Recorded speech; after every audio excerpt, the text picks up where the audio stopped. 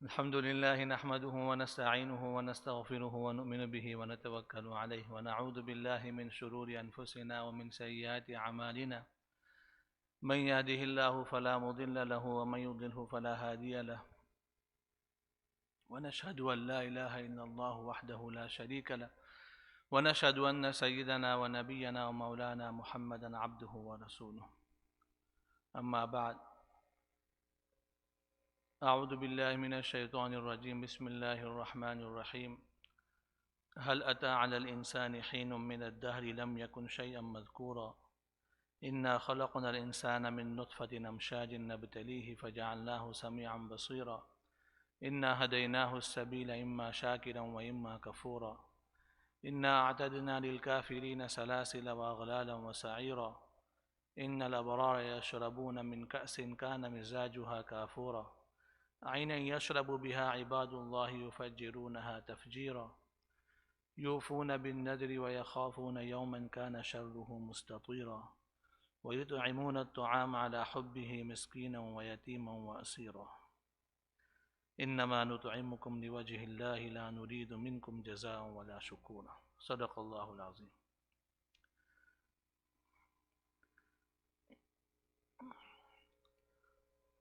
ہمارے سامنے معتکفین بیٹھے ہوئے ہیں اور جو بھی لوگ گھروں پہ سن رہے ہیں،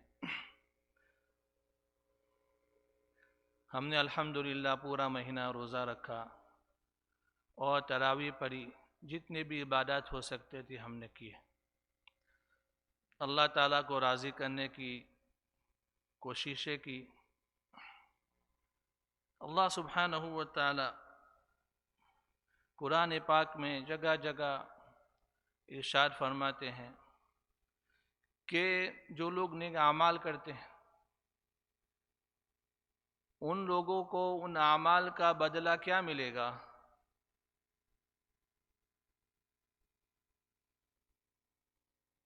یہ جو میں نے آپ کو ابھی سورت پڑھ کے سنائی ہے اس کو سورۃ الانسان کہا جاتا ہے. سورۃ الانسان کیوں کہا جاتا ہے؟ چونکہ انسان کی پیدائش سے متعلق اللہ سبحانہ و تعالی نے بہت اہم بات ارشاد فرمائی. اس کو سورۃ الدہر بھی کہا جاتا ہے کہ ایک فرقہ ہر زمانے میں رہا ہے. پہلے زمانے میں بھی تھا جس وقت قرآن نازل ہو رہا تھا کہ زمانے کے تغیر سے سارے عالم کا تغیر ہوتا ہے. مطلب ہم روزانہ دیکھتے ہیں بعض تغیر ایسے ہوتے ہیں جو ڈیلی بیسس پر ہوتے ہیں. صبح کی چیز شام میں خراب ہو جاتی ہے، شام کی چیز صبح میں فریش ہو جاتی ہے، رات میں جو ہے اس پر پانی پڑتا ہے، صبح میں فریش پھول بن کے نکلتا ہے باغوں میں. بعض جو ہے وہ مہینے کے بیس ہر مہینے تغیر ہوتا ہے، بعض سال بعض زمانوں کے اندر کہ بہت بڑی جو ہے وہ پانی کا سمندر تھا وہ خشکی ہو گیا، ڈیزرٹ بن گیا، ڈیزرٹ تھا وہ جنگل بن گیا. ایک زمانے کے بعد تغیر ہوتا ہے. تو انہوں نے یہ نتیجہ نکالا کہ بس یہ جو کچھ ہو رہا ہے زمانہ کر رہا ہے، دہر کر رہا ہے، یہ کوئی اللہ پاک کی ذات موجود نہیں ہے. بس ٹائم جو ہے وہ گزرتا جاتا ہے، چیزیں پیدا ہوتی ہیں، مرتی ہے، نئی مخلوقات وجود میں آتی ہے. یہ ان کا اپنا عقیدہ تھا. اللہ سبحانہ و تعالیٰ نے اس صورت میں اس کو بھی باطل قرار دیا، اس کا بھی جواب دیا کہ اللہ تعالیٰ نے زمانے کو پیدا کیا ہے. اس لیے اس کو سورہ دہر بھی کہتے ہیں. اور اس سورت کا ایک نام سورۃ الابرار ہے. ابرار یہ نیک لوگوں کو کہا جاتا ہے، نیکی کرنے والے. وہ اس لیے اس کو سورۃ الابرار کہا جاتا ہے کہ نیکی کرنے والوں کو اللہ سبحانہ و تعالی کیا بدلہ دیں گے اس کا یہاں پر تھوڑا تفصیل کے ساتھ ذکر. سورہ رحمان میں بھی ہے، سورہ واقعہ میں بھی ہے، اور بھی مختلف جگہوں پر ہے، اور یہاں پر بھی اللہ تعالیٰ نے بہت بہترین انداز میں اس کا ذکر فرمایا. اس لیے سورۃ الابرار. پھر ابرار لوگوں کی ڈیفینیشن کیا ہے وہ بھی اللہ تعالیٰ جو ہے آگے ذکر فرماتے ہیں اسی سورت کے اندر. بعض مرتبہ بعض لوگ ایسا کہتے ہیں کہ ہمیں اللہ تعالیٰ کی عبادت جو ہے اللہ کی رضا کے لیے کرنی چاہیے، ابتغاء مرضات اللہ۔ ہم گناہوں سے بچتے ہیں تو بھی اللہ کی رضا حاصل کرنے کے لیے۔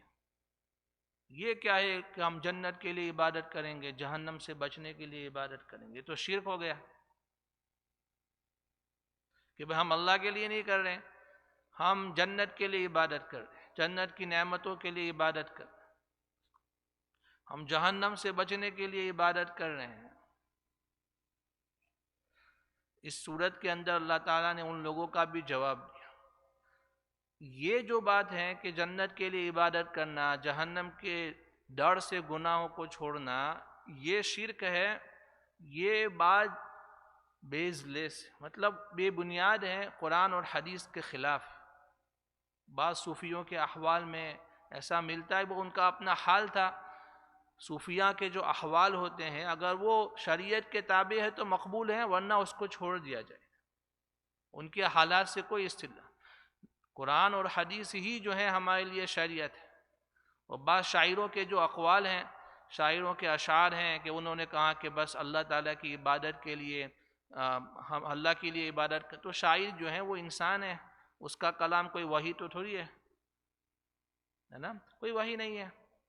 اسی لیے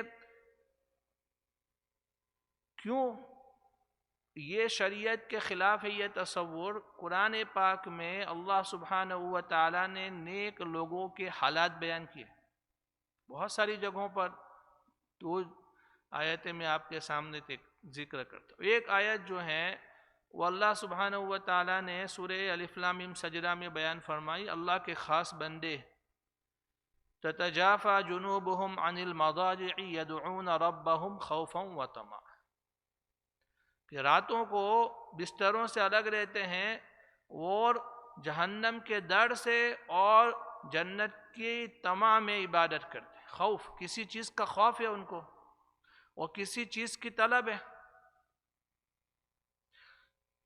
سورہ فرقان ہے، اس کے اندر وعباد الرحمن، اللہ پاک نے اپنے بندوں کا ذکر کیا ہے، اس میں اللہ پاک فرماتے ہیں والذین یبیتون لربہم سجدا وقیاما، راتوں میں اللہ کی عبادت کرتے ہیں۔ والذین یقولون ربنا اصرف عنا عذاب جہنم، اللہ تعالیٰ سے دعا کرتے ہیں اللہ ان عبادات کے صدقے میں ہمیں جہنم سے بچا۔ بلکہ اللہ پاک خود قرآن میں کہتے ہیں وسارعوا ان وسابقوا، تم ایک دوسرے سے آگے بڑھو، کمپٹیشن کرو ایسی جنت کی طرف عرضها السماوات والارض۔ ایک جگہ قرآن میں وفی ذلک فلیتنافس المتنافسون، جنت کی نعمتوں کو حاصل کرنے کے لیے آگے ایک دوسرے سے بڑھو۔ تو خود قرآن میں اللہ دعوت دیتا ہے اپنے نیک بندوں کے اوصاف، تو بے شمار آیتیں قرآن میں، خود اسی سورت کے اندر بھی ایک آیت ہے کہ یہ جو اللہ کے نیک بندے ہیں وہ نیک کام کیوں کرتے ہیں؟ اِنَّا نَخَافُ مِن رَبِّنَا يَوْمًا عَبُوسًا قَمْطَرِيرًا، کہ ہمیں ایک سخت دن کا خوف ہے، اور اس دن کے خوف کی وجہ سے ہم سب یہ نیک اعمال کرتے ہیں۔ اور احادیث تو بے شمار ہیں۔ حضرت معاذ بن جبل رضی اللہ تعالیٰ عنہ نے حضور صلی اللہ علیہ وسلم سے پوچھا، ترمذی شریف کی روایت ہے کہ اللہ کے رسول صلی اللہ علیہ وسلم کوئی ایسا عمل بتا دو کہ مجھے جنت سے قریب کر دے، جہنم سے دور کر دے۔ تو حضور صلی اللہ علیہ وسلم نے کہا تم ایمان لاؤ اور جو فرائض ہے اس کی پابندی کرو، یہ تم کو جنت سے قریب کر دے گا اور جہنم سے دور کر دے گا۔ ایسا نہیں کہا کہ یہ سوال تو شرک ہے، اللہ کے لیے عبادت کرنی چاہیے، یہ کیا ہے جنت جہنم؟ حضور صلی اللہ علیہ وسلم کی دعاؤں میں اللہم انی اسألک الجنہ اس کا ذکر ہے۔ آپ صلی اللہ علیہ وسلم نے ایک غزوے کے موقع پر، احد کے موقع پر صحابہ کو کہا کہ کھڑے ہو جاؤ اس جنت کی طرف، عرضها السماوات والارض، اس نے کہا کہ اللہ کے لیے کھڑے ہو جاؤ، جنت کے لیے کھڑے ہو جاؤ۔ اس لیے جنت اور جہنم کے لیے عبادت کرنا یہ بھی اسلام ہی کی تعلیم، بلکہ آپ اگر ڈیپ میں دیکھیں گے تو یہ اللہ کی رضا ہی کے لیے ہے۔ کیوں ہم جنت کیوں مانگتے ہیں؟ کہ جنت میں اللہ تعالیٰ کی رضا ملے گی، ساری نعمتیں ہیں اور سب سے بڑی نعمت اللہ کی رضا ہے، ورضوان من اللہ اکبر۔ اور جہنم سے کیوں پناہ مانگتے ہیں؟ اس لیے کہ وہاں اللہ کی ناراضگی ہے، تو جنت اور جہنم کے لیے، جنت کو حاصل کرنے کے لیے، جہنم کو سے بچنے کے لیے عبادات کرنا، یہ بھی اللہ سبحانہ و تعالیٰ کی رضا ہی کو حاصل کرنے کے لیے عبادت۔ بہرحال الحمدللہ ہم نے اسی لیے حضور صلی اللہ علیہ وسلم نے بہت سارے فضائل روزے کے بیان کیے، اسی طریقے سے آپ نے نمازوں کے فضائل، اس میں کیا بیان کیا، ان کو یہ ملے گا، وہ ملے گا، وہ ملے گا، اور یہ سب کیوں ہے؟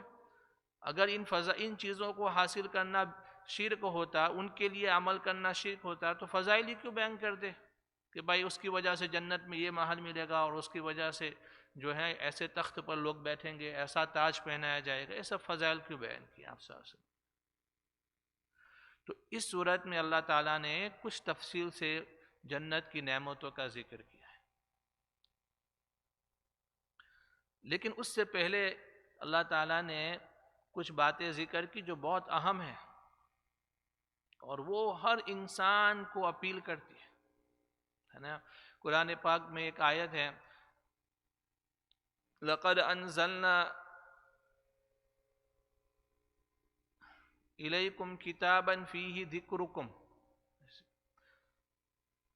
ایک ایسی کتاب ہم نے اتاری ہے جس میں تمہارا تذکرہ ہے۔ مولانا علی میاں صاحب ندوی رحمۃ اللہ علیہ کہتے ہیں جب میں اس آیت پر تو بہت مرتبہ قرآن پڑھا تھا، لیکن ہر مرتبہ قرآن پڑھتے ہیں اللہ پاک نئے معارف کھولتے ہیں، تو کہاں جب اس ایک مرتبہ پڑھ رہا تھا یہ آیت جو ہے میں نے پڑھی تو میں چونک گیا۔ اللہ ہر انسان سے کہہ رہا ہے کہ ہم نے قرآن پاک میں تمہارا تذکرہ کیا ہے، چونکہ قرآن ہر انسان کے لیے ہے، میرا ذکر بھی قرآن میں ہے، امیر کا ذکر بھی قرآن میں ہے، اور ان کا بھی قرآن میں ہے، ہر ایک کا ذکر قرآن میں ہے۔ یہ کیسے ہو سکتا ہے؟ قرآن 1400 سال پہلے نازل ہوا، قیامت تک لوگ انسان آئیں گے، یہ کیسے ہو سکتا ہے؟ ہر ایک کا ذکر انڈیویجولی اللہ سبحانہ و تعالیٰ نے قرآن میں کیا۔ لیکن حقیقت یہی ہے کہ جب آدمی قرآن پڑھتا ہے سمجھ کر، تو اس کو نظر آتا ہے کہ اللہ تعالیٰ یہ مجھ سے بات کر رہے ہیں، اللہ تعالیٰ مجھ سے کہہ رہے ہیں، میرے اندر یہ عیب ہے، اللہ تعالیٰ میری طرف مخاطب ہیں، اور جو ہیں اللہ مجھے یہ دینا چاہتے ہیں، اللہ مجھ سے یہ بتانا چاہتے ہیں، ہے نا، اس سے بچانا چاہتے ہیں۔ فَبِأَيِّ آلَاءِ رَبِّكُمَا تُكَذِّبَانِ، قیامت تک کے انسانوں اور جناتوں کے لیے اللہ پاک نے سب کو کہا۔ بہرحال تو اس آیت میں، پہلی آیت میں اللہ تعالیٰ کہتے ہیں کہ ایک زمانہ ایسا تھا جن انسان کا کوئی ذکر ہے، چونکہ قرآن پاک ہے اس کے علوم تفاسیر بھری پڑی ہے، اور پھر بھی جو ہے اس کا حق ادا نہیں۔ اللہ تعالیٰ قرآن شریف کی ایک آیت ہے، نون والقلم وما یسطرون ما انت بن، چونکہ یہ صورت ابھی آپ ترائی میں سنی ہوگی ایک دو دن پہلے، ما انت بنعمت ربک بمجنون، تو اللہ قسم کھاتے ہیں قلم کی جو لکھ رہے ہیں۔ مفتی سعید صاحب رحمۃ اللہ علیہ انہوں نے اس کی عجیب تفسیر فرمائی، یہاں پر سب قلم کی تفسیر نہیں، قسم نہیں کھائی، چونکہ یہاں پر حضور صلی اللہ علیہ وسلم کے فضائل ہیں، چونکہ مکہ والوں نے حضور کی شان میں گستاخی کی تھی، تو اللہ پاک نے آگے کہا وَإِنَّكَ لَعَلَىٰ خُلُقٍ عَظِيمٍ وَإِنَّ لَكَ لَأَجْرًا غَيْرَ مَمْنُونٍ، یہ تو یہاں پر والقلم وما یسطرون کا معنی قسم ہے ان قلموں کی جو قیامت تک، یسطرون کا لفظ جو عربی جانتے ہیں، قیامت تک حضور کے بارے میں لکھتے رہیں گے۔ آپ دیکھیں گے کوئی مہینہ ایسا نہیں جاتا، کوئی دن ایسا نہیں جس میں حضور کے بارے میں کوئی لکھ نہیں رہا ہے، حضور کی احادیث کی شرح نہیں ہو رہی ہے، نئے نئے انداز میں نئی نئی شروحات قیامت تک ہوگی۔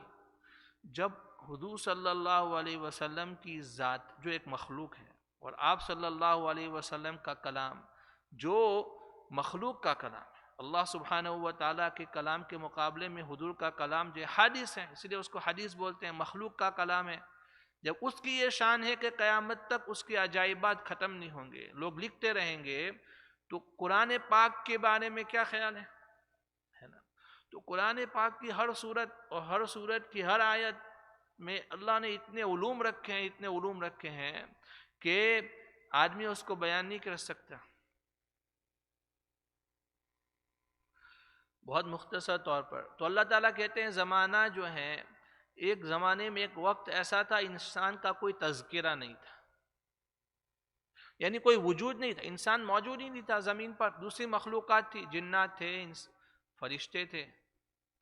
اچھا، آدمی کے دماغ میں کبھی کوئی خیال آتا ہے تو وہ اس کا ذکر کرتا ہے کہ فیوچر میں ایسا ہوگا، مثلا آج کل بہت ساری انوویشن کہ ایسا فیوچر میں ہوگا، ہم ایسا بنائیں گے، انسان مارس پر جا سکے گا، ٹھیک ہے نا، مریخ کے اوپر، یہ سوچ ہے۔ اس کے بعد جو ہے آدمی بولتا ہے، لیکن جس کا تصور ہی نہیں، جو انسان کے کبھی خیال میں ہی نہیں آئے گا، وہ زبان پر نہیں آئے گا۔ تو بس ایسا ہے کہ کسی کو تصور نہیں تھا کہ ایسی کوئی مخلوق پیدا ہوگی۔ لم یکن شیئا مذکورا، ہم مفسرین نے یہی معنی بیان کیا، کوئی تصور نہیں تھا، کوئی وجود نہیں تھا، اور اس کا تصور بھی نہیں تھا کہ ایسی کوئی مخلوق پیدا ہو۔ سب سے پہلے اللہ پاک نے اس کا اظہار کیا فرشتوں کے سامنے، سورہ بقرہ میں ہے اور دوسری بہت ساری جگہوں پر قرآن پاک میں اس کا ذکر ہے۔ اس کے بعد آدم کو بنایا، حوا کو بنایا۔ اب یہاں پر جو ہے جو لوگ کہتے ہیں کہ انسان جو ہے وہ کسی مخلوق سے ایوالو ہو کر آیا ہے، یہ سب جو ہے دوسری بحث ہے، یہ سب ان کے جو ہیں وہ ایسی باتیں ہیں جن کی کوئی دلیل نہیں۔ قرآن اور حدیث اور تمام آسمانی کتابیں اور عقلی دلائل کے سامنے یہ باتیں اب جو ہیں یہ بیزلیس ہو گئی ہے۔ بہرحال اس کے بعد اللہ کہتے ہیں آدم اور آدم سے حوا، پھر ہم نے جو نسل چلائی ہے، انا خلقناہ من نطفۃ امشاج، امشاج نطفے سے ہم نے انسان کو بنایا جو مخلوط، نطفہ جو ہے مخلوط ہے کا معنی ملا ہوا۔ انسان کی جو باڈی میں خون بنتا ہے غذاؤں سے بنتا ہے، انسان کتنی غذائیں کھاتا ہے، جانوروں کی طرح نہیں ہے کہ جو ہے صرف گھاس کھاتا رہتا ہے، صبح میں الگ، شام میں الگ، اور طرح طرح کی غذائیں موسموں کے اعتبار سے۔ ان تمام غذاؤں سے اللہ پاک نے خون بنایا، اور خون کے ایک حصے سے اللہ پاک نے منی کو بنایا، ٹھیک ہے نا، وہ سایہ گویا ہر جو ہے غذا اس کے اندر، منی کے اندر اللہ سبحانہ و تعالیٰ نے اس کا اثر پہنچایا۔ پھر ماں کے بعد باپ کا نمبر آتا ہے، اللہ پاک نے ماں اور باپ دونوں کے نطفے کو ملایا، ٹھیک ہے نا۔ اس کے بعد اللہ سبحانہ و تعالیٰ نے انسان کو پیدا کیا۔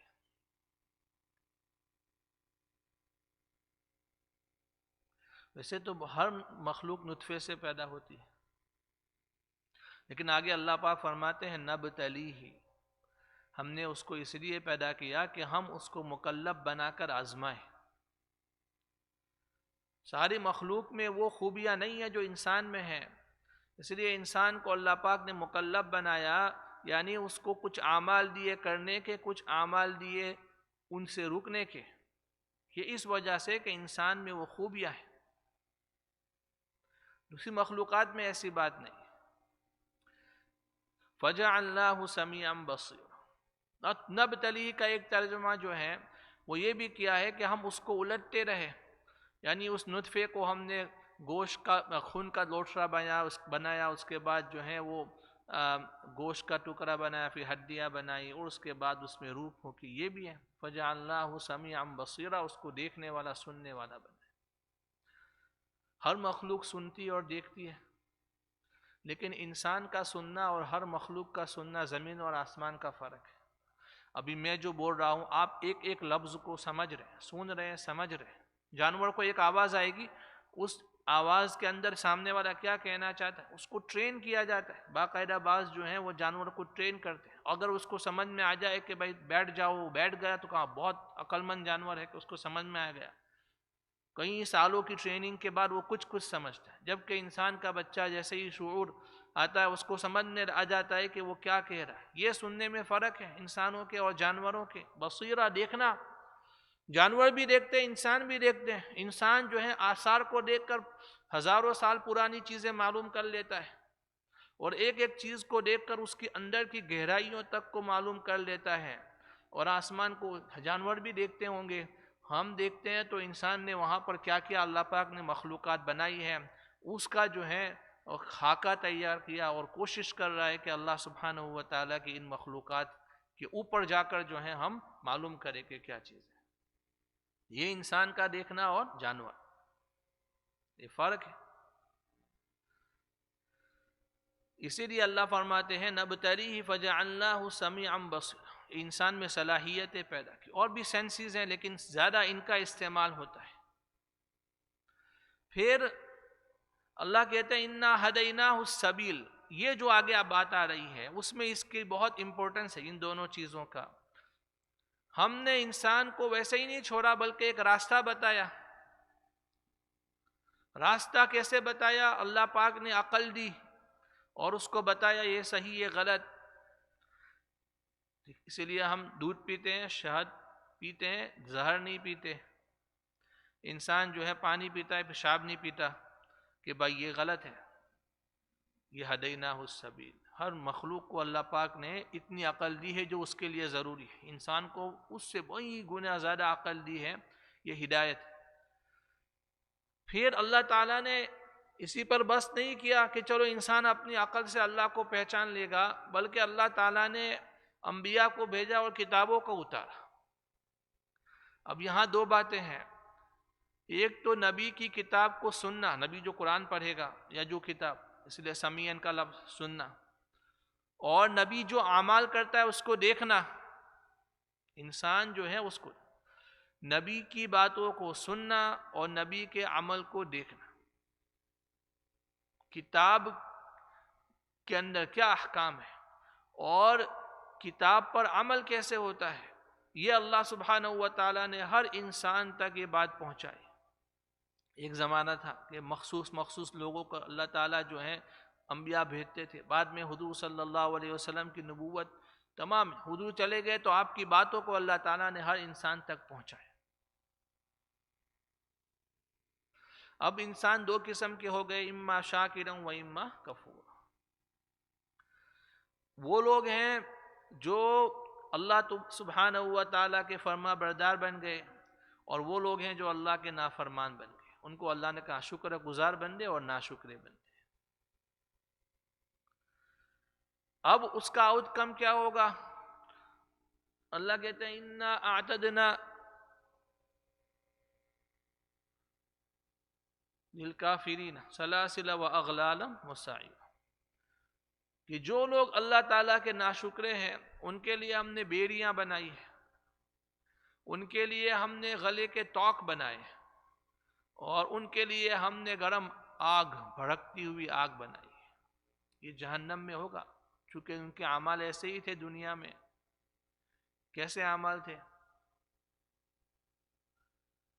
انہوں نے اپنے آپ کو دنیا کے رسم و رواج میں جکڑ لیا، غیر اللہ کی عبادت کا توق اپنے گلے میں ڈال لیا، زمانہ جیسے چلتا ہے ویسے چلو۔ عجیب بات ہے۔ مولانا نعیمیہ صاحب رحمۃ اللہ علیہ فرماتے ہیں جب حضور صلی اللہ علیہ وسلم نے صحابہ کرام کو دنیا میں بھیجا دین کی دعوت کے لیے، تو ان کو بڑا تعجب ہوا کہ یہ لوگ عرب لوگ ہمیں کیا سکھانے آئے ہیں۔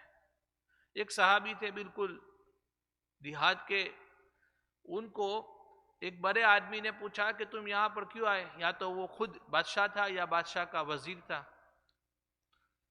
انہوں نے تین باتیں کہی، جئناکم لنخرج الناس من عبادت العباد الى عبادت اللہ، ہم اس لیے آئے کہ لوگوں کی بندگی سے اللہ کی بندگی کی طرف لوگوں کو نکالے، ٹھیک ہے۔ وَمِن ضِيقِ الدُّنْيَا إِلَى سَعَتِهَا، دنیا کی تنگی سے دنیا کی وسعت کی طرف نکالنے آئے۔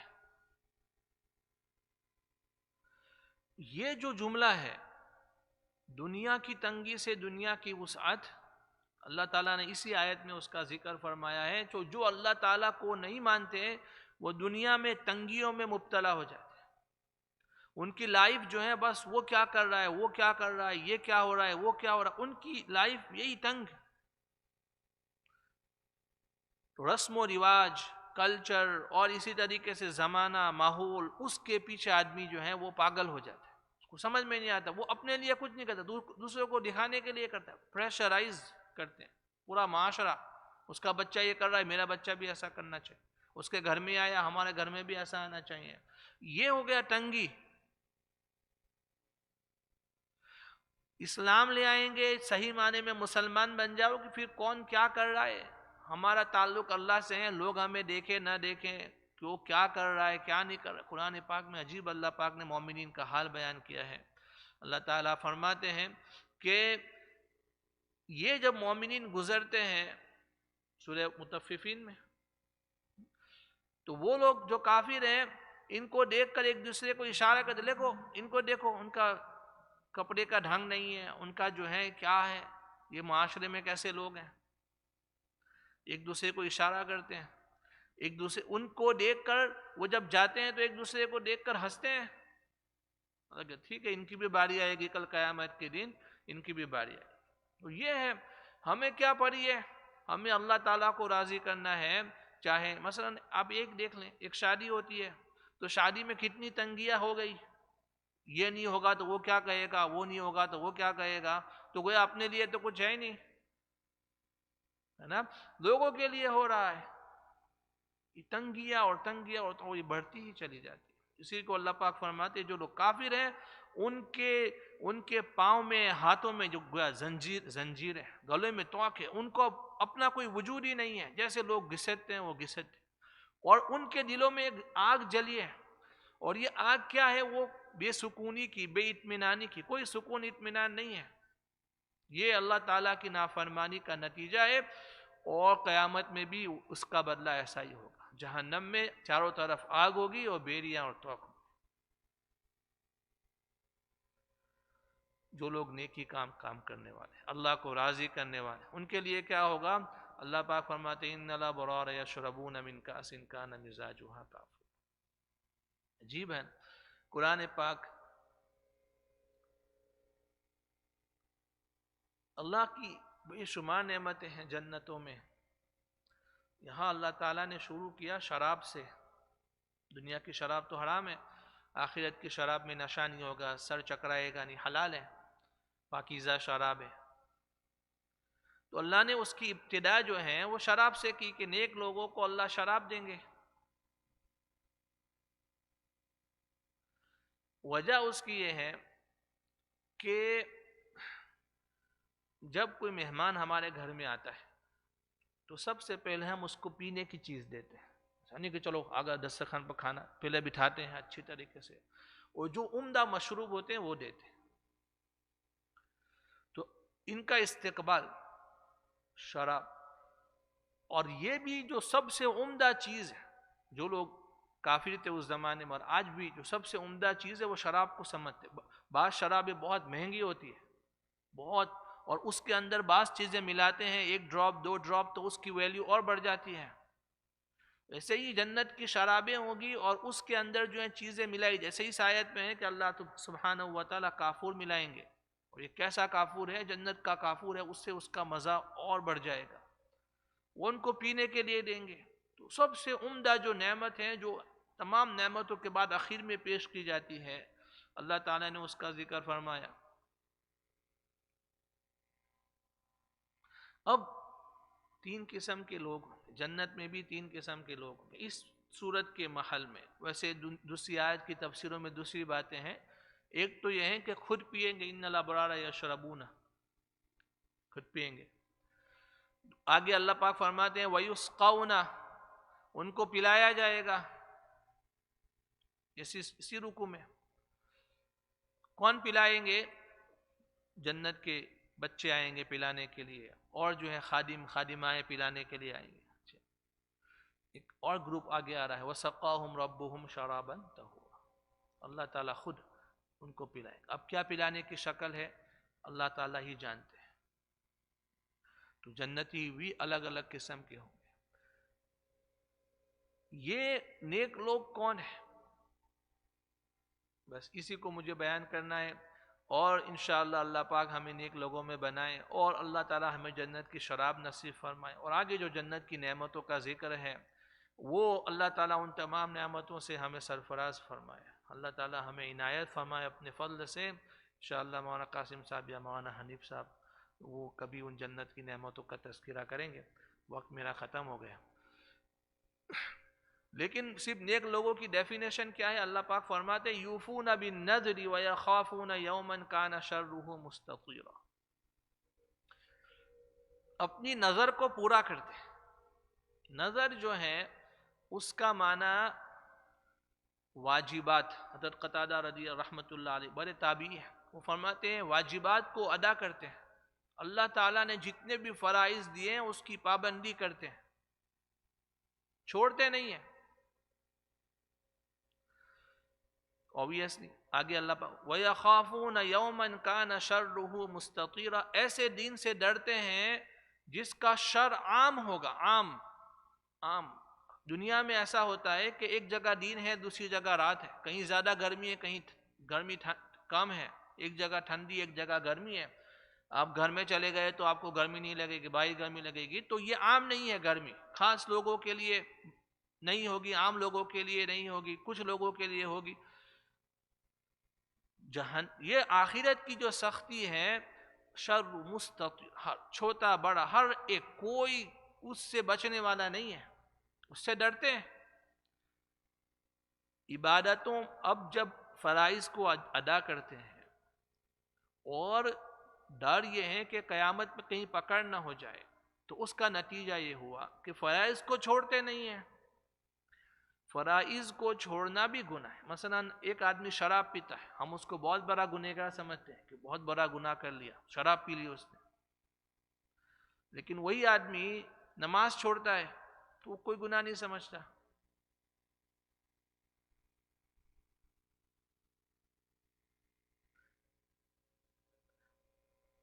شیطان کو اللہ پاک نے حکم دیا سجدہ کر،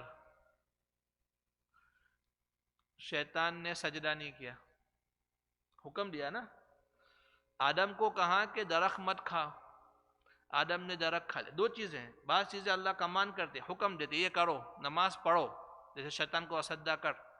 آدم علیہ السلام کو اللہ نے کہا درخت مت کھاؤ، جیسے ہمیں کہا شراب مت پیو۔ آدم سے بھی غلطی ہوئی، شیطان سے بھی غلطی ہوئی،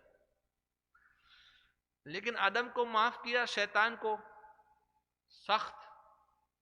یہاں پر علماء بحث کرتے ہیں کہ امپورٹنٹ کیا ہے زیادہ، اللہ کسی چیز کا حکم دیتا ہے اس کو چھوڑنا زیادہ بڑا گناہ ہے کہ جس چیز سے روکا ہے اس سے نہ رکنا زیادہ بڑا گناہ؟ دونوں ہے، یہ بھی گناہ وہ بھی گناہ، لیکن بڑا گناہ کون سا ہے؟ یہاں پر یہی بات ہے، اللہ پاک نے نماز کا حکم دیا، ہم اس کو چھوڑتے ہیں، اور شراب نہ پینے کا حکم دیا، کوئی آدمی شراب پیتا ہے، بڑا گناہ کون سا ہے؟ علماء کی ایک جماعت یہ کہتی ہے کہ اللہ کے حکم کو چھوڑنا یہ بڑا گناہ ہے، یہ شیطانی گناہ ہے۔ اللہ سبحانہ، یہ تکبر کی علامت ہے، اللہ تعالیٰ نے جو ہے کہا اور آدمی کہتا ہے مجھے نہیں کرنا، ہے دونوں گناہ، لیکن سختی میں یہ، اس لیے شیطان کی پکڑ بڑی ہوئی۔ آدم علیہ السلام کو بھی اللہ نے کہا، اور آدم علیہ السلام نے توبہ بھی کی، یقیناً توبہ سے ہر گناہ معاف ہوتا ہے، لیکن میں یہ کہہ رہا ہوں کہ ہم جو ہیں ایک بعض چیزیں لے کر بیٹھ جاتے ہیں کہ یہی چیزیں گناہ ہے، عبادتوں کو چھوڑنا اس کو گناہ نہیں سمجھتے، روزوں کو چھوڑ رہے ہیں، نمازوں کو چھوڑ رہے ہیں، ٹھیک ہے نا، یہ سب چیزیں کر رہے ہیں، اس کو گناہ نہیں سمجھ، حالانکہ یہ بھی بہت بڑا گناہ ہے۔ یہ تو وہ گناہوں سے بھی بچتے ہیں، اللہ کے واجبات کو پورا کرتے ہیں، یوفون بالنذر ویخافون یوما کان شرہ مستطیرا۔ یہ ایک تفسیر ہے، باقی اور بھی تفاسیر ہیں اس آیت کی، وَيُطْعِمُونَ الطَّعَامَ عَلَىٰ حُبِّهِ۔ یہ تو ہو گئی متقی کی اور ابرار اور نیک لوگوں کی ایک علامت کہ واجبات کو پورا کرتے ہیں اور اس کے چھوڑنے سے بچتے ہیں، گناہوں سے بچتے ہیں۔ وَيُطْعِمُونَ الطَّعَامَ عَلَىٰ حُبِّهِ مِسْكِينًا وَيَتِيمًا وَأَسِيرًا۔ اللہ کی محبت میں یا آدمی کو ضرورت ہے مال کی، بلکہ یہاں جو لفظ استعمال ہوا ہے طعام کا، طعام کا معنی ہوتا ہے آدمی کھانے بیٹھا ہے، بھوکا آدمی کھانے بیٹھا ہے، اب اس کو کتنی رغبت ہے کھانے کی، جیسے ابھی روزے دار ہیں، اب ماشاءاللہ روزہ رکھا، افطار کے وقت ہمارے سامنے کھانا، اب کوئی مانگنے آیا، ہم نے کہا سب اس کو دے دو، ہم کیا کریں گے، ہم پانی پی لیں گے، اب کتنی رغبت ہے، اس وقت کس کے لیے دیتے ہیں؟ اللہ کے لیے دیتے ہیں. کس کو دیتے ہیں؟ بعض مرتبہ ہم کھلاتے ہیں، کسی سے ایکسپیکٹیشن ہوتا ہے کہ وہ ہمیں کھلائے گا، اس کا بڑا بدلہ دے گا، کوئی رتبہ مل جائے گا. یہ ایسے لوگوں کو جس سے کوئی ایکسپیکٹیشن نہیں ہے، مسکین، یتیم، اسیر، قیدی، ایسے لوگوں کو کھلاتے ہیں. اور پھر ان سے کہتے ہیں کہ زبان سے بھی تمہارا جزاک اللہ نہیں چاہیے، اور تم ہماری کوئی خدمت بھی تمہاری ہے نا. انما نطعمکم لوجہ اللہ لا نرید منکم جزاء ولا شکورا.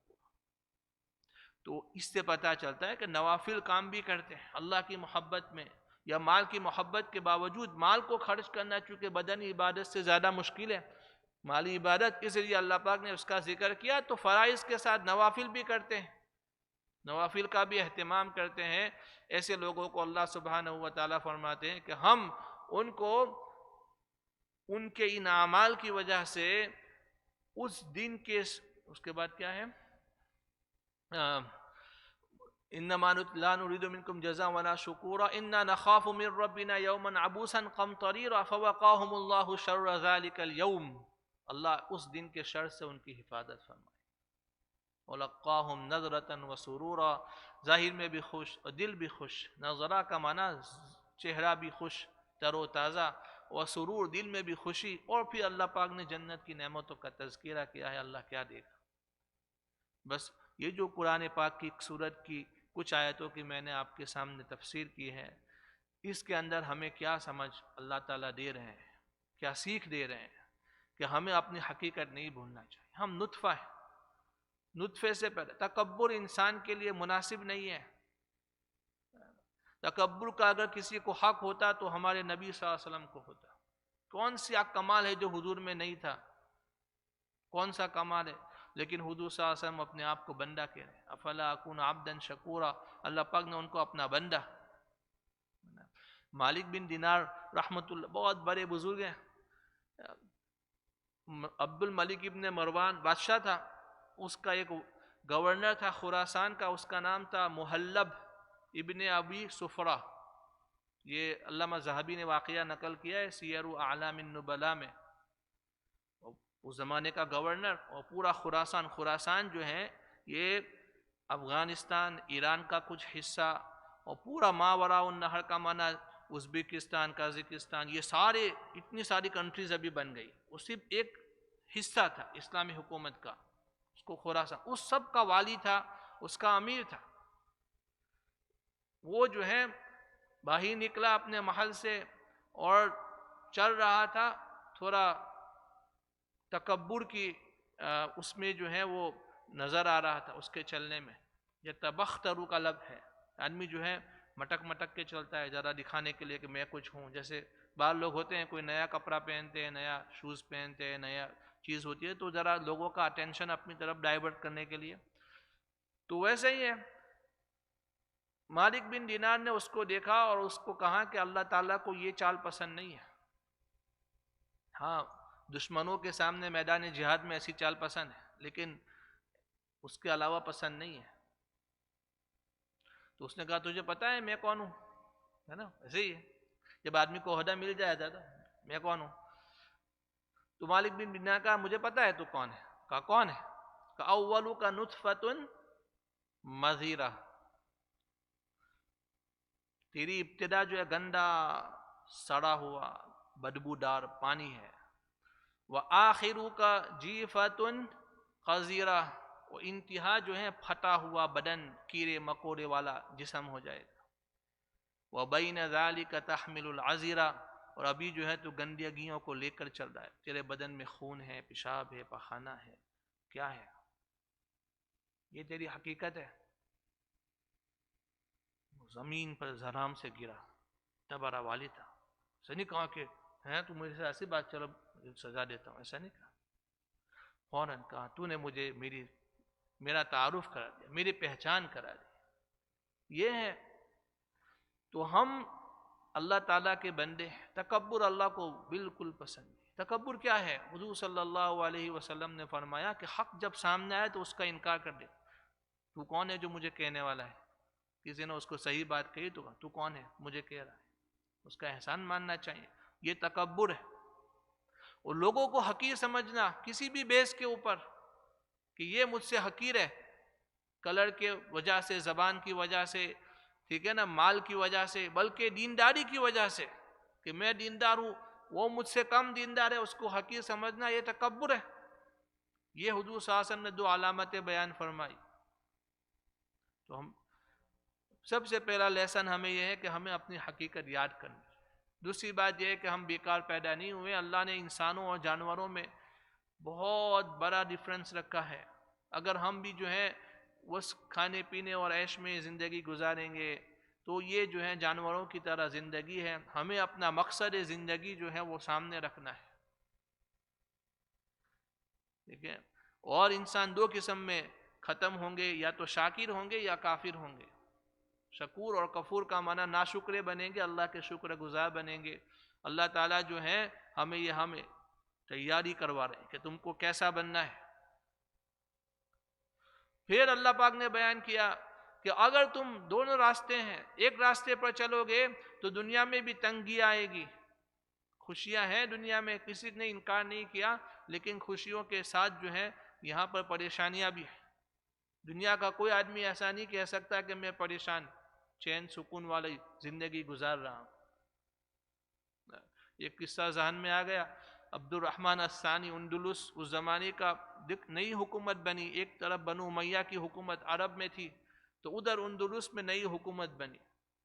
اس کا بانی عبد الرحمن تھا، جو کہ ادھر بنو عباس نے حکومت بنائی تو بنو امیہ نے ادھر بنائی۔ اس کے بعد جو ہے دوسرا عبد الرحمن یا الثانی، اس کے دور حکومت میں اندلس جو ہے وہ اندلس بنا۔ اسپین کا جو پوری تاریخ میں اس کو جو بڑا فخر کا مقام حاصل ہوا، اسی عبد الرحمن الثانی کے زمانے میں۔ اس نے 25 سال حکومت کی۔ کیسے حکومت کی تاریخ کی کتابوں میں ہے، جب وہ مرا ہے اس کے تکیے کے نیچے سے ایک پیپر نکلا، اس نے کہا کہ 25 سال میں صرف 17 دن ایسے گزرے ہیں جس میں مجھے کوئی فکر اور پریشانی نہیں تھی۔ 17 دن ایسے تھے جس میں صبح سے شام تک بغیر فکر اور سکون اور اطمینان کے ساتھ رہا۔ اس کے مرنے کے بعد وہ پیپر نکلا۔ اتنا بڑا بادشاہ، اس کی یہ حالت ہے۔ تو دنیا میں جو ہے پریشانی آئے گی، اللہ کو چھوڑ کر ہم غیر اللہ کی طرف جائیں گے، ناشکرے بنیں گے، شاید وقتی خوشی حاصل ہو جائے، لیکن اس کے ساتھ بہت بڑی پریشانیاں دنیا میں بھی ہوگی، آخرت میں تو ہے ہی۔ اس کے برمقابل اگر ہم اللہ کے طریقے کے مطابق، اللہ کے نبی کے طریقے کے مطابق، اللہ کے احکام کے مطابق زندگی گزاریں گے، اللہ سبحانہ و تعالی ہمیں کیا کیا دیں گے اسی صورت کے اندر آگے مذکور ہے۔ انشاءاللہ ہمارے استاد محترم مولانا حنیف صاحب یا مولانا قاسم صاحب جو بھی ہیں آپ کے سامنے اس کو کھولیں گے، تو ان نعمتوں کو ہمیں بار بار پڑھنا چاہیے۔ جنت کے حسین مناظر، اور عربی میں بھی کتابیں ہیں، اس سے ہمیں جنت کا شوق پیدا ہوتا ہے۔ جیسے ابھی ہم فضائل سنتے ہیں تو ہمیں ان چیزوں کا شوق پیدا ہوتا ہے۔ ہمارے بچے جو ہیں کہ یہ نیا فون آ رہا ہے اور اس میں یہ جو ہیں فیچرز ہیں، تو وہ پہلے سے ہی ان کو جو ہے شوق ہوتا ہے کہ مجھے حاصل کرنا ہے۔ جب جنت کے فضائل سنیں گے اور اس کے جو ہیں وہ جنت کے مناظر کو سنیں گے، اس کا یقین دلوں میں بیٹھے گا، تو آدمی کیا کیا کرنے کے لیے تیار نہیں ہوگا۔ ایک قصہ ذہن میں آ رہا ہے، زبردست قصہ ہے، لیکن بات ختم کرتے ہیں انشاءاللہ۔ مجھے ارشد بھائی بارہ نے کہا تھا کہ 10-15 منٹ بات کرنا ہے، اور میں نے تو آدھا گھنٹے سے زیادہ کر دیا۔ اللہ تعالیٰ جو کچھ کہا گیا سنا گیا اس پر عمل کی توفیق عطا فرمائے، اور جو ہے ہمارے ان اعمال کو قبول فرما کر اللہ تعالیٰ جنت الفردوس میں ہمیں داخلہ نصیب فرمائے۔ قرآن پاک میں اللہ تعالیٰ فرماتے ہیں، بندے کہیں گے اللہ تیری توفیق سے ہوا، میں نے کیا کیا؟ اسی صورت میں جو میں نے ابھی پڑھی، وَكَانَ سَعْيُكُمْ إِنَّ هَذَا كَانَ لَكُمْ جَزَاءً وَكَانَ سَعْيُكُمْ مَشْكُورًا۔ تم نے جو اعمال کیا اللہ دیکھ رہا تھا، ایسا نہیں ہے کہ اللہ پاک جو ہے اس کا بدلہ نہیں دے، اسی کا بدلہ ہے، اسی کا بدلہ ہے کہ بندہ خوشی خوشی ہر نماز کا بدلہ اس کو ملے گا، ہر روزے کا بدلہ اس کو الگ الگ شکل میں ملے گا۔ جنت تو جنت ہے، کبھی ختم ہونے والی نہیں ہے، تو اس میں اعمال کا جو بدلہ وہ بھی ختم، ہر نماز کا الگ بدلہ اس کو ملے گا۔ وہ کیا کیا بدلے ملیں گے، وہ اسی صورت کے اندر اللہ سبحانہ و تعالیٰ نے کچھ تفصیل سے بیان کیے ہیں۔ اللہ تعالیٰ ہمیں جو ہے جنت اور اس کی نعمتوں سے سرفراز فرمائے، اور باقی جو دن رہ گئے ہیں اس کی قدر کی توفیق عطا فرمائے۔ اب 2-3 راتیں ایسی ہیں، 27 اور 29 وہ طاق راتیں ہیں، اور عید کی رات ہے، یعنی آخری رات، اس کو لیلۃ الجائزہ کہا گیا، یہ فضیلت کی راتیں ہیں۔ اگر ہم نے نیک اعمال کیے ہیں تو اس کو کنٹینیو رکھیں، انما الاعمال بالخواتیم، حضور صلی اللہ علیہ وسلم نے فرمایا کہ خاتمے کے اوپر اعمال کا دار و مدار ہے۔ ایسا نہیں ہے کہ پہلے بہت زیادہ عبادت کے لیے اب جو ہے سستی، ایسا نہیں، اس میں اور زیادہ ہم، اسی لیے آپ صلی اللہ علیہ وسلم آخری عشرے میں اور زیادہ عبادتیں کرتے تھے۔ اور اگر ہم نے نہیں کی، کوتاہیاں ہو گئی ہیں، تو اب اللہ تعالیٰ سے معافی مانگیں۔ اللہ تعالیٰ جو ہے ہمیں ان مہینے کی جو بھی کوتاہیاں ہوئی، اللہ تعالیٰ اس پر ہماری پکڑ نہ فرمائے اور ہمیں جو ہے مزید اعمال کی توفیق عطا فرمائے، اور یہی سمجھے کہ ہو سکتا ہے میرا آخری رمضان ہو، ہے نا، آئندہ رمضان مجھے نصیب ہوا یا نہیں ہوا، اگر نصیب ہوا تو کس حال میں ہوں مجھے پتہ نہیں ہے۔ اب اسی کو سمجھ کر 2-4 دن کی قدر کر لیں۔ اللہ تعالیٰ جو کچھ بات کہی گئی، سنی گئی، اس پر عمل کی توفیق عطا فرمائے۔ وآخر دعوانا ان الحمد للہ رب العالمین۔ سبحان اللہ بحمدہ، سبحانک اللہم وبحمدک، ونشہد ان لا الہ الا انت، نستغفرک ونتوب الیک۔ بسم الله الرحمن الرحيم. سلام على عباده الذين اصطفى، سلام على المرسلين. اللهم صل على محمد وعلى آل محمد وأنزل المقعد المقرب عندك. اللهم رب هذه الدعوة القائمة والصلاة النافعة، صل على محمد وارض عني رضا لا تسقط بعده أبدا. اللهم صل على محمد عبدك ورسولك، وصل على المؤمنين والمؤمنات والمسلمين والمسلمات. اللهم صل على محمد وعلى آل محمد، وبارك على محمد وعلى آل محمد، وارحم محمدا وآل محمد كما صليت وباركت ورحمت على إبراهيم وعلى آل إبراهيم إنك حميد مجيد. اللهم صل على محمد وعلى آل محمد كما صليت على آل إبراهيم إنك حميد مجيد. اللهم بارك على محمد وعلى آل محمد كما باركت على آل إبراهيم إنك حميد مجيد. اللهم صل على محمد وعلى آل محمد كما صليت على آل إبراهيم إنك حميد مجيد. وبارك على محمد وعلى آل محمد كما باركت على آل إبراهيم إنك حميد مجيد. اللهم صل على محمد وعلى آل محمد كما صليت على إبراهيم إنك حميد مجيد. اللهم بارك على محمد وعلى آل محمد كما باركت على إبراهيم إنك حميد مجيد. اللهم صل على محمد وعلى آل محمد كما صليت على إبراهيم وعلى آل إبراهيم إنك حميد مجيد. وبارك على محمد وعلى آل محمد كما باركت على إبراهيم إنك حميد مجيد. اللهم صل على محمد وعلى آل محمد كما صليت على إبراهيم، وبارك على محمد وعلى آل محمد كما باركت على إبراهيم إنك حميد مجيد. اللهم صل على محمد وعلى آل محمد كما صليت على إبراهيم إنك حميد مجيد. اللهم بارك على محمد وعلى آل محمد كما باركت على آل إبراهيم إنك حميد مجيد. اللهم صل على محمد وعلى آل محمد كما صليت على آل إبراهيم، وبارك على محمد وعلى آل محمد كما باركت على آل إبراهيم في العالمين إنك حميد مجيد. اللهم صل على محمد وأزواجه وذريته كما صليت على آل إبراهيم، وبارك على محمد وأزواجه وذريته كما باركت على آل إبراهيم إنك حميد مجيد. اللهم صل على محمد وعلى أزواجه وذريته كما صليت على آل إبراهيم، وبارك على محمد وعلى أزواجه وذريته كما باركت على آل إبراهيم إنك حميد مجيد. اللهم صل على محمد النبي وأزواجه وأمهات المؤمنين وذريته وأهل بيته كما صليت على إبراهيم إنك حميد مجيد. اللهم صل على محمد وعلى آل محمد كما صليت على إبراهيم وعلى آل إبراهيم، وبارك على محمد وعلى آل محمد كما باركت على إبراهيم، وترحم على محمد وعلى آل محمد كما ترحمت على إبراهيم وعلى آل إبراهيم. اللهم صل على محمد وعلى آل محمد كما صليت على إبراهيم وعلى آل إبراهيم إنك حميد مجيد. اللهم بارك على محمد وعلى آل محمد كما باركت على إبراهيم وعلى آل إبراهيم إنك حميد مجيد. اللهم ترحم على محمد وعلى آل محمد كما ترحمت على إبراهيم وعلى آل إبراهيم إنك حميد مجيد. اللهم تحنن على محمد وعلى آل محمد كما تحننت على إبراهيم وعلى آل إبراهيم إنك حميد مجيد. اللهم سلم على محمد وعلى آل محمد كما سلمت على إبراهيم وعلى آل إبراهيم إنك حميد مجيد. اللهم صل على محمد وعلى آل محمد، وبارك وسلم على محمد وعلى آل محمد، وارحم محمدا وآل محمد كما صليت وباركت وترحمت على إبراهيم وعلى آل إبراهيم في العالمين إنك حميد مجيد. اللهم صل على محمد وعلى آل محمد كما صليت على إبراهيم وعلى آل إبراهيم إنك حميد مجيد. اللهم بارك على محمد وعلى آل محمد كما باركت على إبراهيم وعلى آل إبراهيم إنك حميد مجيد. اللهم صل على محمد عبدك ورسولك كما صليت على آل إبراهيم وبارك على محمد وعلى آل محمد كما باركت على آل إبراهيم. اللهم صل على محمد النبي الأمي وعلى آل محمد كما صليت على إبراهيم وبارك على محمد النبي الأمي كما باركت على إبراهيم إنك حميد مجيد. اللهم صل على محمد عبدك ورسولك النبي الأمي وعلى آل محمد. اللهم صل على محمد وعلى آل محمد صلاة تكون لك رضا وله جزاء ولحقه أداء، وآته الوسيلة والفضيلة والمقام المحمود الذي وعدته، واجزه عنا ما هو آله، وجزه أفضل ما جازيت نبيا عن قومه ورسولا عن أمته. وصل على جميع إخوانه من النبيين والصالحين يا أرحم الراحمين.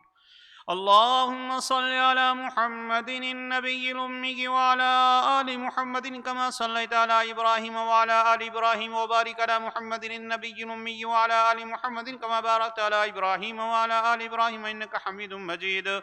اللهم صل على محمد وعلى أهل بيته كما صليت على إبراهيم إنك حميد مجيد. اللهم صل علينا معهم. اللهم بارك على محمد وعلى أهل بيته كما باركت على إبراهيم إنك حميد مجيد. اللهم بارك علينا معهم. صلوات الله وصلوات المؤمنين على محمد النبي الأمي. اللهم اجعل صلواتك ورحمتك وبركاتك على محمد وآل محمد كما جعلتها على آل إبراهيم إنك حميد مجيد. وبارك على محمد وعلى آل محمد كما باركت على إبراهيم وعلى آل إبراهيم إنك حميد مجيد. وصلى الله على النبي الأمي. التحيات لله والصلوات والطيبات والسلام عليك أيها النبي ورحمة الله وبركاته، والسلام علينا وعلى عباد الله الصالحين.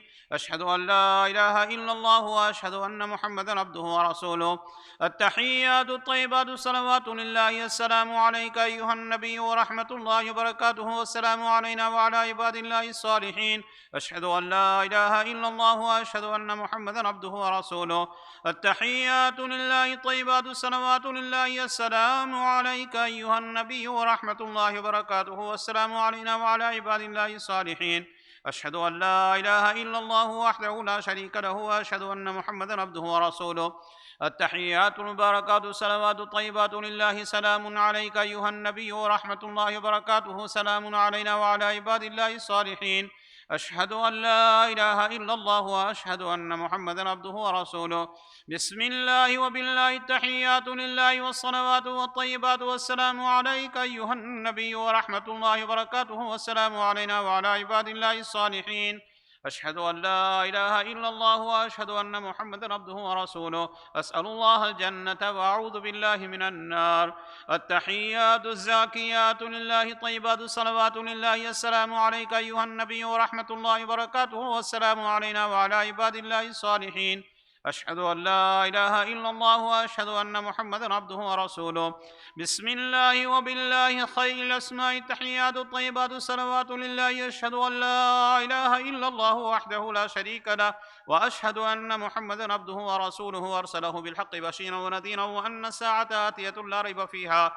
السلام عليك أيها النبي ورحمة الله وبركاته، والسلام علينا وعلى عباد الله الصالحين. اللهم اغفر لي واهدني. التحيات الطيبات والصلوات والملك لله. السلام عليك أيها النبي ورحمة الله وبركاته. بسم الله. التحيات لله. الصلوات لله. الزاكيات لله. السلام على النبي ورحمة الله وبركاته، والسلام علينا وعلى عباد الله الصالحين. شهدت أن لا إله إلا الله، شهدت أن محمد رسول الله. التحيات الطيبات الصلوات الزاكيات لله. أشهد أن لا إله إلا الله وحده لا شريك له، وأن محمدا عبده ورسوله. والسلام عليك أيها النبي ورحمة الله وبركاته، والسلام علينا وعلى عباد الله الصالحين.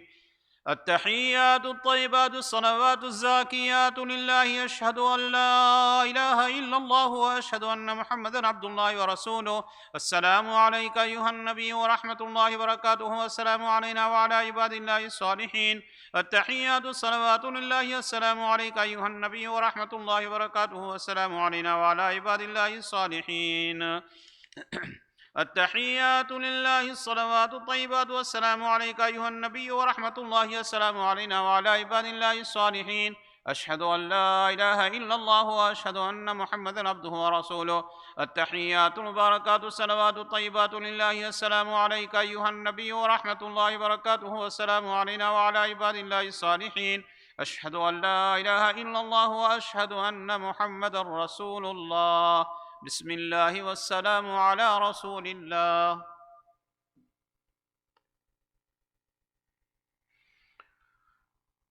بزرگوں، دوستوں، بھائیوں اور بہنوں، جیسے کل میں نے اعلان کیا تھا، آج بھی یاد دہانی کرا دیتا ہوں کہ انشاءاللہ آج 27ویں رات ہے اور ختم القرآن ہوگا تراویح میں انشاءاللہ. تو ختم کے بعد انشاءاللہ کچھ تھوڑی سی نصیحتیں اور ارشادات بھی ہوں گے، اور اس کے بعد دعا بھی ہوگی، اور پھر فن ریزنگ ہوگا مسجد کے لیے، جامع ابوبکر صدیق کے لیے کچھ پروجیکٹ ہے انشاءاللہ. تو اس کے لیے بھی آپ اب 2-3 دن باقی رہے ہیں، جتنا بھی ممکن ہو اپنی حلال پاک کمائی سے اللہ کو دیجیے. اللہ تعالی ہم سب کی روزی میں خوب خوب برکتیں نازل فرمائے. تو یہ دھیان رہے اور بھولیں نہیں، آپ اس میں شریک ہو جائیے. آج آپ یہاں پر مسجد میں فون کر سکتے ہیں انشاءاللہ.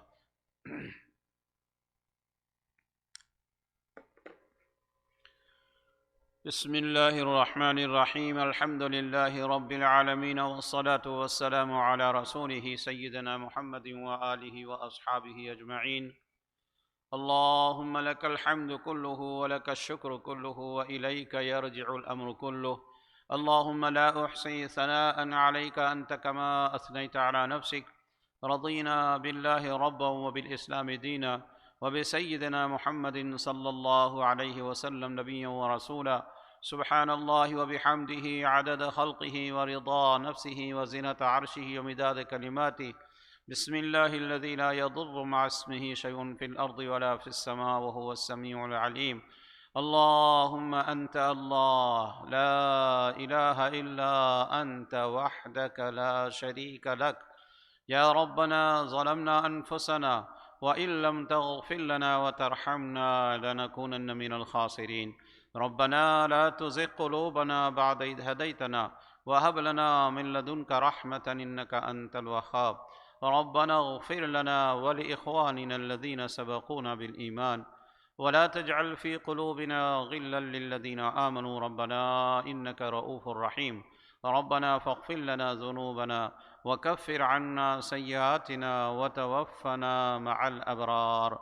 ربنا هب لنا من أزواجنا وذرياتنا قرة أعين واجعلنا للمتقين إماما. رب ارحمهما كما ربيانا صغيرا. اللهم حبب إلينا الإيمان وزينه في قلوبنا وكره إلينا الكفر والفسوق والعصيان واجعلنا من الراشدين. اللهم اجعلنا من الذين لا خوف عليهم ولا هم يحزنون. اللهم اهدنا فيمن هديت وعافنا فيمن عافيت وتولنا فيمن توليت وبارك لنا فيما أعطيت وقنا شر ما قضيت. إنك تقضي ولا يقضى عليك، إنه لا يذل من واليت ولا يعز من عاديت. تباركت ربنا وتعاليت. نستغفرك ونتوب إليك.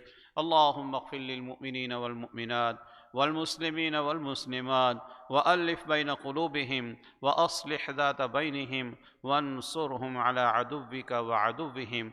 اللهم العن الكفرة الذين يصدون عن سبيلك ويكذبون رسلك ويقاتلون أولياءك. اللهم شتت شملهم. اللهم مزق جمعهم. اللهم خالف بين كلمتهم وزلزل أقدامهم وأنزل بهم بأسك الذي لا ترده عن القوم المجرمين. اللهم انصر من نصر دين محمد صلى الله عليه وسلم واجعلنا منهم، واخذل من خذل دين محمد صلى الله عليه وسلم ولا تجعلنا معهم. اللهم انصر أعداءك وأعداء المسلمين. اللهم انصرنا على أعدائك وأعداء المسلمين. اللهم إنا نجعلك في نحورهم ونعوذ بك من شرورهم اللهم إنا نجعلك في نحورهم ونعوذ بك من شرورهم. اللهم إنا نجعلك في نحورهم ونعوذ بك من شرورهم. اللهم وفقنا لما تحب وترضى واجعل آخرتنا خيرا من الأولى. اللهم إنك عفو تحب العفو فاعف عنا. اللهم إنك عفو تحب العفو فاعف عنا. اللهم إنك عفو تحب العفو فاعف عنا. اللهم إنا نسألك رضاك والجنة ونعوذ بك من سخطك والنار. يا الله يا الله يا الله يا ذا الجلال والإكرام، يا أرحم الراحمين ويا أكرم الأكرمين ويا غياث المستغيثين ويا راحم المساکین، اے اللہ ہم پر رحم و کرم کی بارش نازل فرما. اے اللہ ہمیں معاف فرما کر اپنی خصوصی رحمتیں ہم پر نازل فرما. یا اللہ یہ مبارک مہینے کے کچھ دن گزر رہے ہیں، کچھ دن باقی رہ گئے ہیں. مولا کریم ہم سب پر اپنی خصوصی رحمت نازل فرما. ہمارے سب گناہوں کو معاف فرما کر ہمارے لیے مغفرت کے فیصلے فرما دیجئے. یا اللہ ہم اپنے سارے گناہوں سے توبہ کرتے ہیں آپ کی بارگاہ میں، اور یا اللہ آپ کی طرف سے ہم مغفرت کے طلبگار ہیں، آپ کی طرف سے ہم مغفرت کو امید رکھتے ہیں. مولا کریم آپ ہمارے ہاتھ کو خالی نہ فرمائیے، ہماری آپ سے تمناؤں کو یا اللہ رد نہ فرمائیے.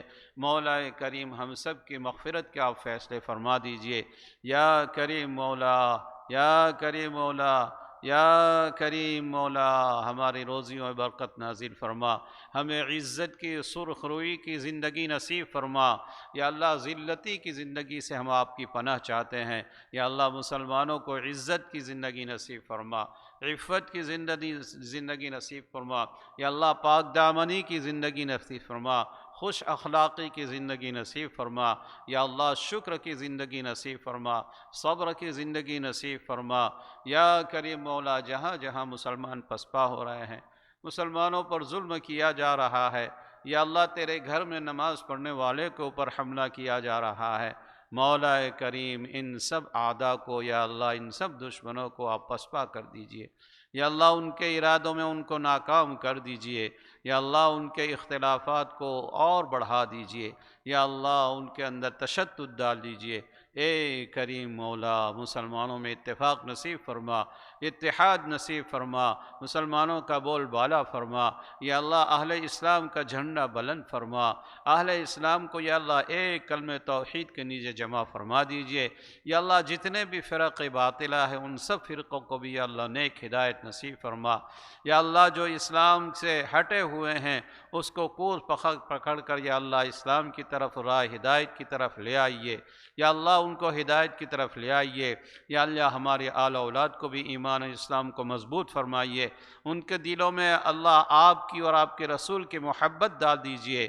یا اللہ آپ کے احکامات کی محبت ڈال دیجئے، آپ کے احکامات پر عمل کرنا ان کے لیے آسان فرما دیجئے. یا اللہ نبی پاک صلی اللہ علیہ وسلم کی سنتوں کی محبت ان کے دلوں میں ڈال دیجئے. یا اللہ غیروں کے طریقوں سے نفرت ڈال دیجئے، فیشن سے نفرت ڈال دیجئے. یا اللہ عورتوں میں بھی یا اللہ عریانی کو یا اللہ ختم فرما دیجئے، اور ان کو شرعی پردہ اور حجاب کی توفیق نصیب فرما. یا اللہ اے اللہ اولاد کو ماں باپ کی مطیع اور فرما بردار بنا دیجئے. ماں باپ کو بھی اولاد کے حقوق ادا کرنے کی اور ان پر شفقت کرنے کی توفیق نصیب فرمائیے. یا اللہ گھروں کے ماحول کو خوشحال کر دیجئے. اے اللہ گھروں میں سے شیطانیت کو نکال دیجئے، نفرتوں کو نکال دیجئے. مولا گھروں میں ایک دوسرے کی ہمدردیاں نصیب فرما. یا اللہ ماں بیٹے میں محبت نصیب فرما، ماں میاں بیوی میں محبت نصیب فرما. یا اللہ اولاد میں محبت نصیب فرما. یا اللہ گھر کا ماحول یا اللہ دینی ماحول بنا دیجئے. یا اللہ گھر میں 5 وقت کے نمازی سب کو بنا دیجئے. یا اللہ گھروں میں آپ کا ذکر اور آپ کے قرآن کی تلاوت سے گھروں کو آباد فرما دیجئے. اے کریم مولا ہمارے گھروں کو ذکر اللہ سے، آپ کے ذکر سے آباد فرما دیجئے. یا اللہ ہماری جتنی جائز تمنا ہے محض اپنا فضل کرم سے پورا فرمائیے. یا اللہ جو بیٹے اور بیٹیاں بے نکاح کے اور بے رشتے ہیں، یا اللہ ان کو نیک جوڑا نصیب فرما، ان کے ماں باپ کی فکروں کو دور فرما، یا اللہ ان کو نیک جوڑا نصیب فرما دیجئے، اور سنت میں جڑ کر یا اللہ ان کو زندگی گزارنے کی سعادت نصیب فرمائیے۔ اے کریم مولا، جن کے اوپر قرض ہیں وہ قرض کی ادائیگی کی شکل پیدا فرما دیجئے۔ مولا جو مظلوم ہیں اور ظلم میں پھنسے ہوئے ہیں ان کے ظلم کو رہائی نصیب فرمائیے۔ یا اللہ جو قید میں اور جیل میں بے گناہ کے پھنسے ہوئے ہیں مولا ان کو قید سے رہائی نصیب فرما دیجئے۔ یا اللہ سب آپ کے قبضے قدرت میں ہیں۔ یا اللہ آپ خالق کائنات ہے، آپ مالک کائنات ہے۔ یا اللہ ملک آپ کا ہے، آپ کی حکومت ہے، آپ کی قدرت ہے۔ اے اللہ آپ کی قدرت کو ہم نے مانا ہے۔ مولا کریم آپ جس طرح چاہے کر سکتے ہیں۔ اے کریم مولا ہمارے لیے خیر کے فیصلے فرمائیے۔ یا اللہ ہمارے لیے خیر کے فیصلے فرمائیے، شرور سے فتن سے ہماری حفاظت فرمائیے۔ یا اللہ نفاق سے ہماری حفاظت فرمائیے، کذب سے، جھوٹ سے، آپس کی گالی گلوچ سے، غیبتوں سے ہماری حفاظت فرمائیے۔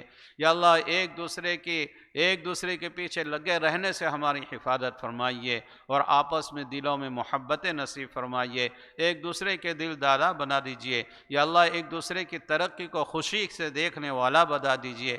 یا اللہ مسلمانوں کی ترقی کو دیکھ کر ہمارے دلوں و دماغ میں یا اللہ خوشیاں پیدا فرما دیجئے۔